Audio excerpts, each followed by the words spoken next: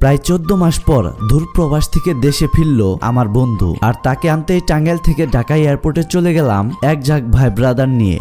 Hello everyone, আসসালামু আলাইকুম। যেহেতু আমার বন্ধু সকাল 8টায় এয়ারপোর্টে এসে থাকবে, তাই আমরা ভোর সকালে 5টার দিকেই রওনা হয়ে যাই হাইস নিয়ে। সবাই সকালবেলা ঘুম ঘুম চোখে গেলেও এই ভোরে মেইন রোডের সাথে সূর্য উদয়ের সৌন্দর্য দেখতে খুবই ভালো লাগছিল। সকালবেলা সূর্য উদয়ের সাথে সাথে এই শহরের পরিবেশ উপভোগ করতে করতে আমরা খুব তাড়াতাড়ি এয়ারপোর্টের কাছে পৌঁছে যাই, কারণ এই দিন রাস্তায় তেমন একটা জ্যাম আমরা দেখতে পাই না। যদিও অল্প কিছুক্ষণের জন্য আমরা জ্যামে পড়েছিলাম, তবে এয়ারপোর্টের কাছে এসে আমরা একটা জায়গায় গাড়ি ব্রেক দেই। এইখানে দাঁড়িয়ে আমরা পাশের টং দোকানে সকাল সকাল চা খাই, যাতে আমাদের রিফ্রেশ ফিল হয়। এরপর সরাসরি আমরা গাড়ি নিয়ে এয়ারপোর্টে ঢুকে পড়ি। এয়ারপোর্টে ঢোকার আগে ইউটার্ন নিতে গিয়ে টার্মিনাল 3-এর সামনে দিয়ে আমরা সরাসরি এই দিকে এয়ারপোর্টের ভিতরে চলে আসি। আর এই হচ্ছে আমাদের হযরত শাহজালাল ইন্টারন্যাশনাল এয়ারপোর্ট। আমাদের গাড়ি সরাসরি বিল্ডিং এর ভিতরের পার্কিং এরিয়াতে চলে যায়। সেইখানে আমরা আমাদের কাজ শেষ দিয়ে একদম বাইরে বের হয়ে আসি। এই পাশে গাড়ি পার্কিং এর সামনে একটি গাছ আছে, গাছের ছায়াতে আমরা দাঁড়িয়ে ওয়েট করতে থাকি। এরপরে চলে আসে আমাদের আদরের ছোট ভাই জিসান,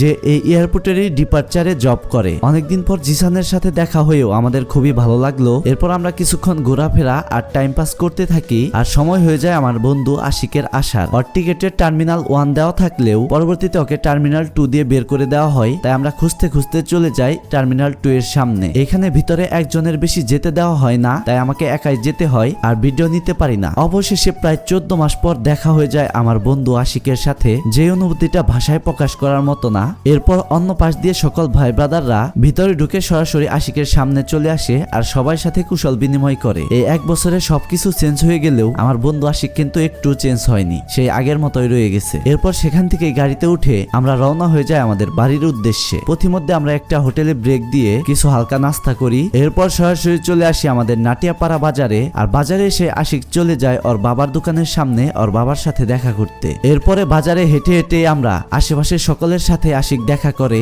সকলে বিদেশ যাওয়ার আগে আমরা বাজারে যেমন ঘুরে বেড়াতাম, ঠিক তেমনই একটি পরিবেশ তৈরি হয়েছিল এই দিন। আর তখন খুবই মিস করলাম আমাদের প্রবাসে থাকা জাকির, আমিনুর, আফসারকে। ইনশাল্লাহ কোনো একদিন আমরা সবাই একসাথ হব। তো এই ছিল আমার আজকের ভিডিওটি যদি ভালো লেগে থাকে অবশ্যই লাইক, কমেন্ট এবং বেশি বেশি শেয়ার করবেন। ধন্যবাদ।